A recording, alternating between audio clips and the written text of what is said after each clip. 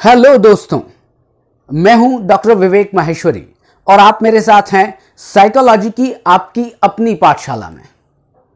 जी हां, आपकी अपनी पाठशाला है क्योंकि आप हैं तभी यह साइकोलॉजी की पाठशाला है। आज हम साइकोलॉजी की पाठशाला में रिसर्च के एक बहुत इंपॉर्टेंट टॉपिक पर डिस्कशन कर रहे हैं। आप ये बताएं, जब भी आप रिसर्च करते हैं, क्या रिसर्च बिना डेटा कलेक्शन के हो सकती है? आप उसको डेटा कह लें या आप इसको इंफॉर्मेशन कह लें। आप ये कहें कि नहीं साहब, मैं तो इंफॉर्मेशन कलेक्ट नहीं करूंगा, मैं डेटा को कलेक्ट नहीं करूंगा और मैं रिसर्च कर लूंगा, क्या ऐसा पॉसिबल है? तो इसका उत्तर है नहीं, ऐसा पॉसिबल नहीं है। तो क्या किया जाए? इसका उत्तर यह मिलेगा कि डेटा कलेक्शन की कुछ टेक्निक्स होती हैं जिससे हम डेटा को कलेक्ट करें, चाहे वो डेटा क्वालिटेटिव हो चाहे वो डेटा क्वांटिटेटिव हो। दोनों तरह के जो डेटा हैं वो कलेक्ट किए जाते हैं, रिसर्च की जाती है, लेकिन उसके लिए कुछ विधियां हैं, उसके लिए कुछ टूल्स हैं और उन टूल्स को डिस्कस करना पड़ेगा, उन टूल्स को समझना पड़ेगा कि डेटा को किस किस तरह से हम कलेक्ट करते हैं। वो क्वेश्चनर मेथड हो सकता है कि क्वेश्चनर आप दें और क्वेश्चनर भर के इंफॉर्मेशन को ले लें। वो इंटरव्यू मेथड हो सकता है, वो केस स्टडी मेथड हो सकता है, वो कंटेंट एनालिसिस हो सकती है, या वो लाइब्रेरी मेथड हो सकता है कि आप लाइब्रेरी में जाएं, आप बुक्स पढ़ें और बुक्स से डेटा को कलेक्ट करें। डेटा मतलब इंफॉर्मेशन। अब आप ये बताएं कि जब डेटा क्वालिटेटिव और क्वांटिटेटिव आपने समझ लिया कि बिना किसी टूल के, बिना किसी तरह के या बिना किसी प्रोसेस के हम डेटा को ले नहीं सकते, डेटा को कलेक्ट नहीं कर सकते, तो फिर हमें चाहिए टूल्स। और ये जो सीरीज है, आज से जो रिसर्च की जो आज मैं सीरीज शुरू कर रहा हूं, उसमें कुछ टूल्स ऑफ डेटा कलेक्शन की बात करेंगे और हर दिन या एक दो दिन छोड़ के एक एक टूल्स की बात करेंगे। आज हम एक टूल की बात करने वाले हैं जिसको हम कहते हैं क्वेश्चनर।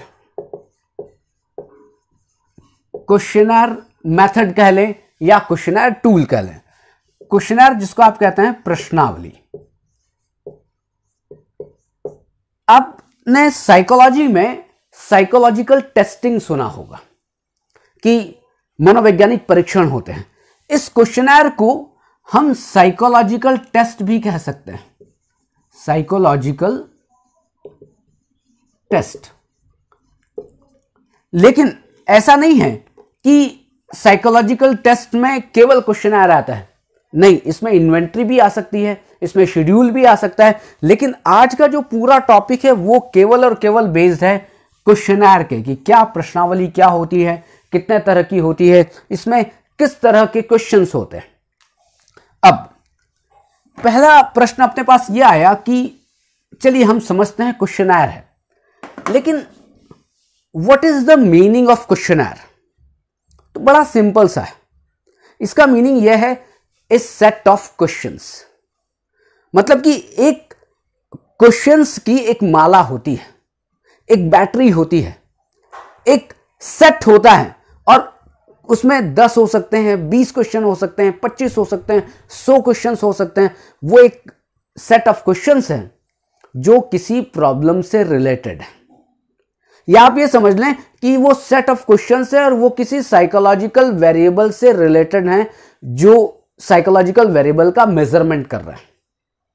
और वो जो क्वेश्चनर का जो सेट है वो रिस्पोंडेंट को दिया जाता है भरने के लिए और फिर उनसे भर के वापस ले लिया जाता है। और साथ में उस क्वेश्चनर के साथ एक मैनुअल होता है और मैनुअल के आधार पर आप उसकी स्कोरिंग करते हैं। यही है क्वेश्चनर। आपने बहुत सारे क्वेश्चनर सुने होंगे, सिन्हा कॉम्प्रहेंसिव एंजाइटी टेस्ट, आपने सुना होगा ऑल्ट्रिस्टिक टेस्ट, आपने सुना होगा डिप्रेशन प्रोननेस स्केल। बहुत सारे टेस्ट हैं और उन सब में क्या है, उन सब में केवल एक बात है, बहुत सारे क्वेश्चनर्स हैं, मतलब बहुत सारे क्वेश्चंस उसमें हैं और वो क्वेश्चंस किसको दिए जाते हैं? वो सेट ऑफ क्वेश्चंस सामने वाले जो भरने वाला है उसको दिए जाते हैं, वो भर के वापस दे देता है।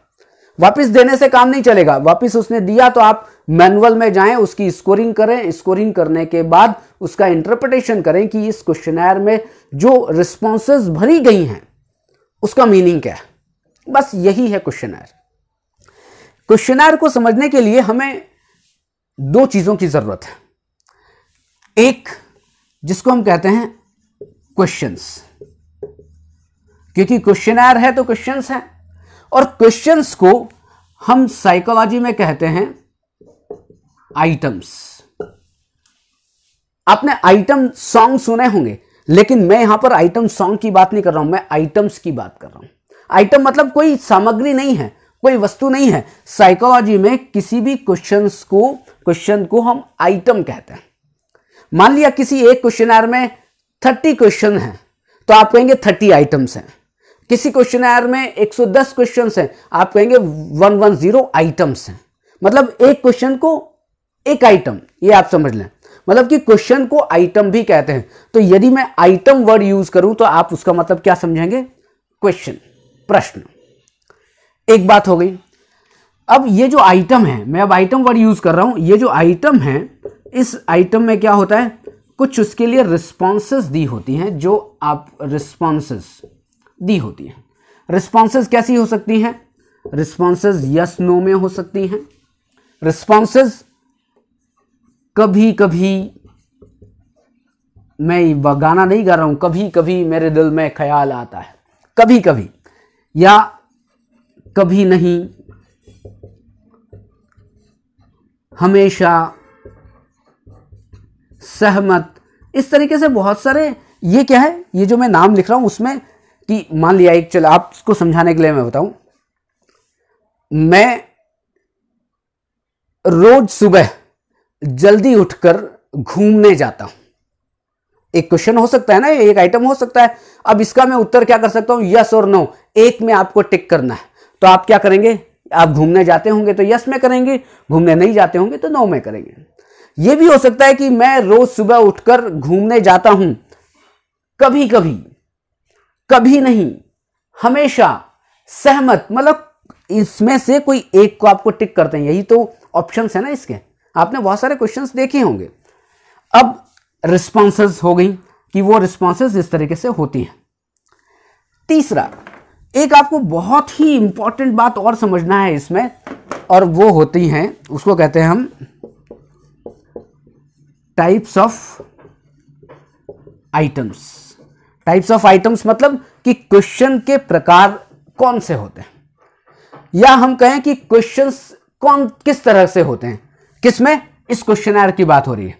तो हर क्वेश्चनर में 2 या 3 तरह के क्वेश्चंस होते हैं। कैसे? कुछ क्वेश्चनर होंगे जिसमें होंगे open ended questions. Open ended questions जिसको हम कहते हैं मुक्त प्रश्न। अब इसमें क्या होता है मैं आपको बाद में समझाता हूं। एक होते हैं closed ended questions. Close ended मतलब बंद बंद बंद प्रश्न। ओके। और एक तीसरे और होते हैं, मैं ऊपर की तरफ लिखता हूं। वो तीसरे कौन से प्रश्न होते हैं? तीसरे होते हैं मिक्स्ड क्वेश्चंस। मिक्स्ड क्वेश्चंस का मतलब क्या है? मिक्स्ड क्वेश्चन का मतलब उसमें ओपन एंडेड क्वेश्चंस भी होंगे और क्लोज एंडेड क्वेश्चन भी, ये आप समझ लें। लेकिन 3 तरीके के आइटम हो सकते हैं बेसिकली। चलिए इसको तो छोड़ दो, मिक्स्ड आइटम का तो कोई मतलब नहीं है अभी, आप समझ लें 2 तरह के आइटम्स होते हैं, 2 तरह के क्वेश्चन होते हैं, open ended questions and closed ended questions. क्या होता है ओपन एंडेड क्वेश्चंस? देखिए, ओपन एंडेड का मतलब है कि you are free to answer. आप फ्री हैं आंसर देने के लिए। आप 5 लाइन में आंसर दें, आप 10 लाइन में आंसर दें, 1 पेज में आंसर दें, 10 पेज में आंसर दें। मैं एक क्वेश्चन का एक पैटर्न आपके सामने रखता हूं कि आप भारत के बारे में एक निबंध लिखें, इंडिया के बारे में एक निबंध लिखें, right an essay on India. अब आप क्या करेंगे? इंडिया को हम जिस तरह से समझते हैं उस तरह से हम अलग अलग तरीके से लिखेंगे। मैं अपने अलग तरीके से समझता हूं, आप अलग तरीके से समझते हैं, दूसरे अलग तरीके से समझते हैं, सब लोग इंडिया के बारे में लिखेंगे। अब आप यहां पर देखें वो किस तरीके का क्वेश्चन है, right an essay on India. तो आप कहेंगे सीधे ओपन एंडेड, खुला, मतलब हम सब फ्री हैं, किसके लिए? हम सब फ्री हैं रिस्पॉन्स देने के लिए। कुछ भी लिख सकते हैं और आप सीधा सीधा सा आप डायरेक्टली आप कोरिलेट करें आपकी एग्जाम से। आपकी सेमेस्टर एंड एग्जामिनेशन होती है या आपकी एनुअल एग्जामिनेशन होती है और वहां पर डिस्क्रिप्टिव टाइप जो क्वेश्चन होते हैं, आपको समझ में आ रहा होगा, डिस्क्रिप्टिव, जिसमें आपको लिखना पड़ता है, और वो डिस्क्रिप्टिव टाइप जो क्वेश्चंस हैं वही ओपन एंडेड क्वेश्चंस हैं।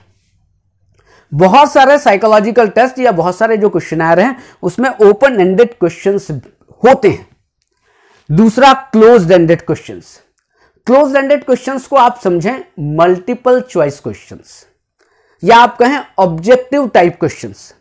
बड़े समझ में आ रहा होगा। ऑब्जेक्टिव टाइप मतलब कि क्वेश्चन दिया हुआ है, 2 या 3 या 4 ऑप्शन में से एक टिक करना है। मैंने अभी आपको कुछ समय पहले एक क्वेश्चन का पैटर्न दिया था।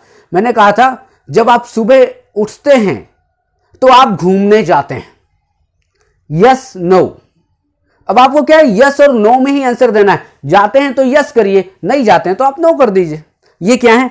ये क्लोज्ड एंडेड, मतलब आपके पास 3, 4, 2, 5 ऑप्शंस हैं और आप उसमें से एक का चयन करना है।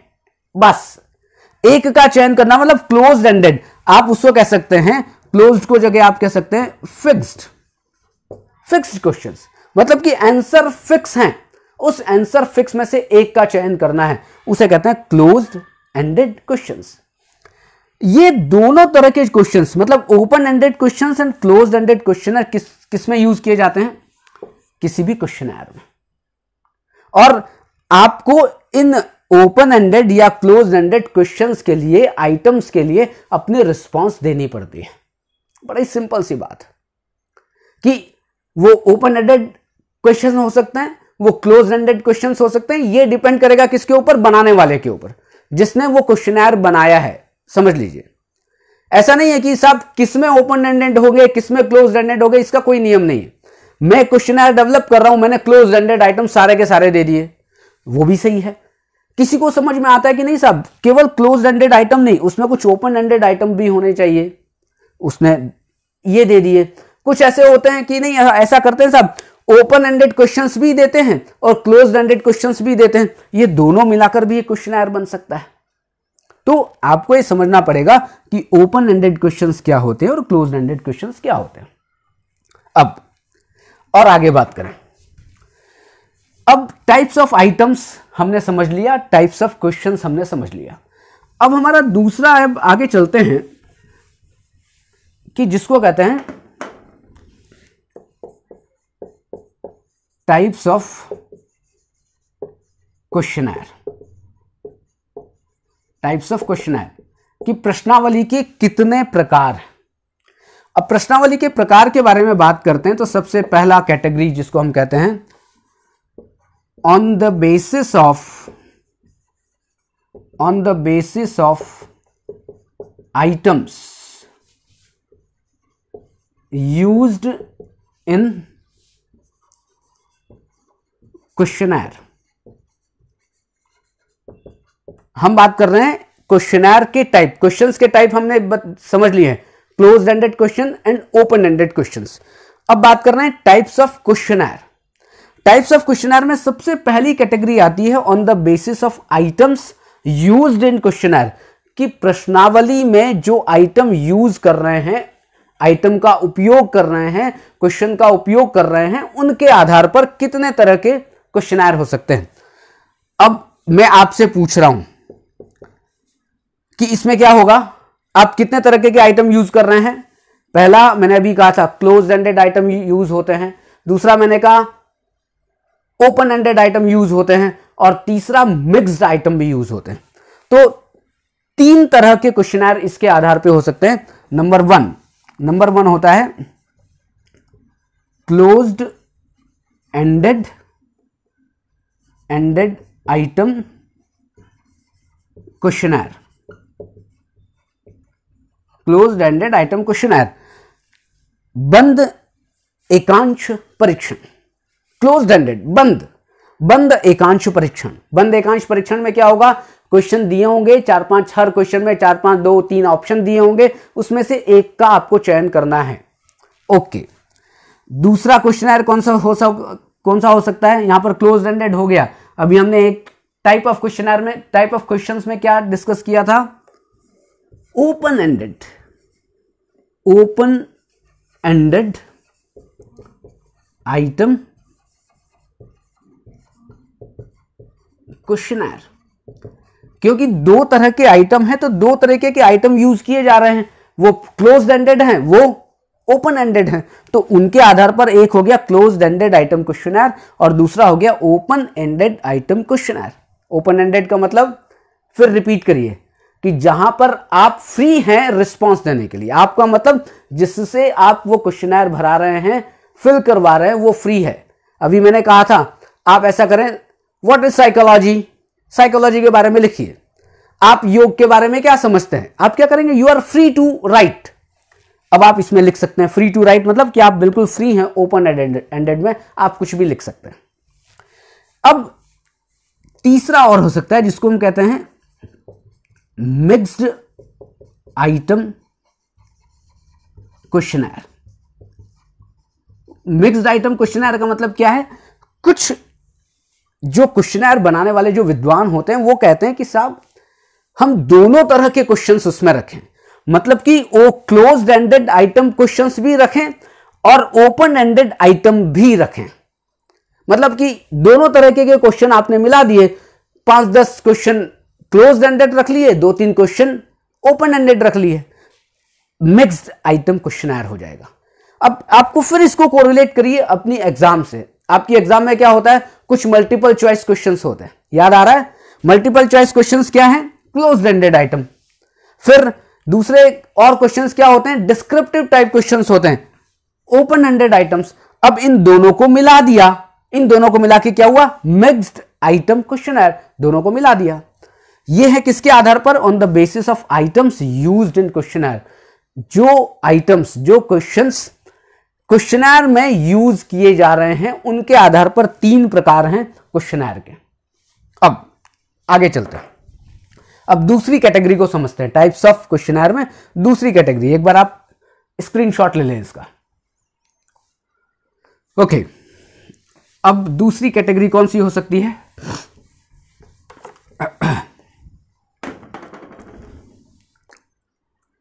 B, on the basis of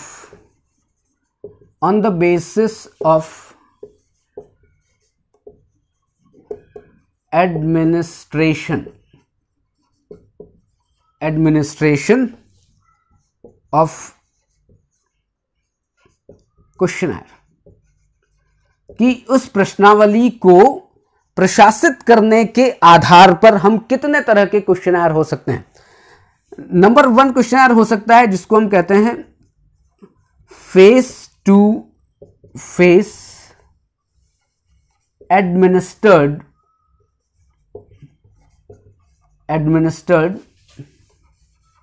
questionnaire. मतलब कि आमने सामने जो प्रशासित किया गया है, आमने सामने प्रशासित होने वाले क्वेश्चनर, प्रशासित होने वाले questionnaire. Face to face administered questionnaire क्या है?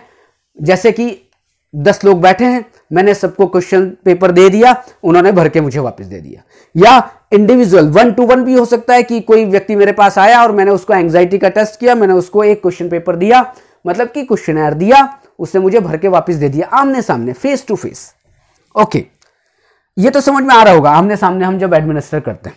दूसरा एक होता है जो पहले बहुत ज्यादा यूज किए जाते थे, अब यूज नहीं किए जाते, मेल क्वेश्चनर। यहां पर ईमेल की बात नहीं हो रही है, देखिएगा, यहां पर है मेल क्वेश्चनर। मेल क्वेश्चनर का मतलब है डाक प्रश्नावली। डाक, ये थोड़ा सा बाबा आदम के जमाने का है। मेल क्वेश्चनर, डाक प्रश्नावली। पहले क्या होता था कि जो क्वेश्चनर क्या होते थे वो डाक से भेजे जाते थे, और भेजने के बाद वो जो भाई साहब जिनको भेजा है वो उसको पहले डाक को रिसीव करेंगे, फिर डाक को रिसीव करके वो क्वेश्चनर है वो भरेंगे, और भर के बाद भरने के बाद फिर रिसर्चर को भेजेंगे, मतलब कितनी लंबी प्रोसेस। अब इंडिविजुअल अगर 100 लोगों से भरवाना है तो 100 लोगों को आप क्या करें, बाई पोस्ट भेजें, और वो भरने के बाद फिर बाई पोस्ट आपको भेजे, तो यही लेना देना ही चलता रहता है। तो कितने क्वेश्चनर हम भेज पाते हैं और कितने क्वेश्चनर रिसीव कर पाते हैं, बड़ा मुश्किल है। लेकिन एक तरीका पहले था जिसको हम कहते हैं मेल क्वेश्चनर, लेकिन आज ये तरीका जो है वो अब यूज नहीं करते। तो यूज नहीं करते हैं तो इसकी जगह कौन सा क्वेश्चनर यूज करते हैं? ऐसा तो हो नहीं सकता कि हर फेस टू फेस ही सब आदमी को क्वेश्चनर भरवाया जाए। तो फिर एक तरीका है जो आप और हम यूज करते हैं, जिसे कहते हैं गूगल फॉर्म। सबको याद आ गया होगा गूगल फॉर्म, कि आप गूगल फॉर्म बना लें, या आप ऐसा सकते हैं मेल की जगह आप ईमेल क्वेश्चनर कर लें, कि आपने ईमेल कर दिया और ईमेल वैसे तुरंत इमीडिएटली उसको मिल जाएगा, और मिला उससे आपने रिक्वेस्ट की साहब इसको भर के वापस भेज दो। अदरवाइज आप जो क्वेश्चनर अवेलेबल है मार्केट में, वो जो ऑथर है जिसने उस क्वेश्चनर को बनाया था उससे आप परमिशन ले लें कि हम इसको गूगल फॉर्म में भेज सकते हैं क्या, जैसे अभी कोविड में हुआ था। क्योंकि कोविड में फेस टू फेस तो नहीं भरवा पा रहे थे, तो उन लोगों से परमिशन लेके कि हम आपका क्वेश्चनर यूज कर रहे हैं लेकिन हम गूगल फॉर्म में यूज कर रहे हैं।